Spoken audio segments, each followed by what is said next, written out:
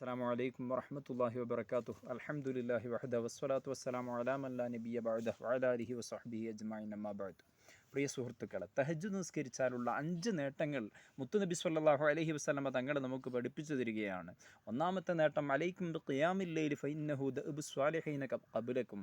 തീർച്ചയായും നിങ്ങൾ തഹജ്ജുദ് നിസ്കരിക്കണം, അത് നിങ്ങളുടെ സച്ചരിതരായ മുൻഗാമികളുടെ ചര്യയാണെന്ന് മുഹമ്മദുർ റസൂലുള്ളാഹി സ്വല്ലല്ലാഹു അലൈഹി വസല്ലം. അപ്പോൾ ഒന്നാമത്തെ നേട്ടം സ്വാലിഹീങ്ങളിൽ ഉൾപ്പെടാൻ പറ്റുമെന്നുള്ളതാണ്.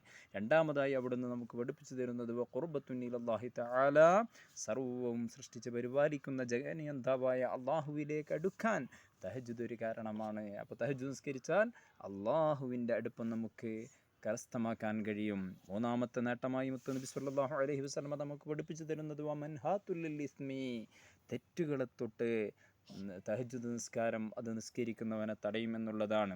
സാഹചര്യം വളരെ മോശമായ ഈ കാലഘട്ടത്തിൽ തെറ്റ് ചെയ്യാൻ തീരുമാനിച്ചാൽ പോലും ഒരുപക്ഷേ തഹജ്ജുദ് നിസ്കാരം അവനെ ആ തെറ്റിനെ തൊട്ട് തടഞ്ഞു വെക്കും എന്നുള്ളത് മുത്തുനബി സ്വല്ലല്ലാഹു അലൈഹി വസല്ലം തങ്ങൾ പഠിപ്പിക്കുകയാണ്.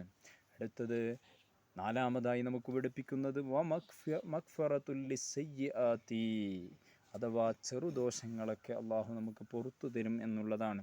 നിത്യേനെ അറിഞ്ഞും അറിയാതെയും എത്രയെത്ര ചെറുദോഷങ്ങളാണ് നമ്മൾ ചെയ്തു പോകുന്നത്. അത് തഹജ്ജുദ് നിസ്കരിക്കുന്നവന് അള്ളാഹു അവകൾ പുറത്തു കൊടുക്കും എന്നുള്ളതാണ്.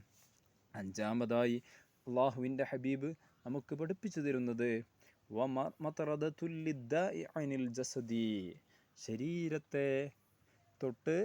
ശരീരത്തെ രോഗത്തെ തൊട്ട് കാവൽ നൽകും എന്നുള്ളതാണ്.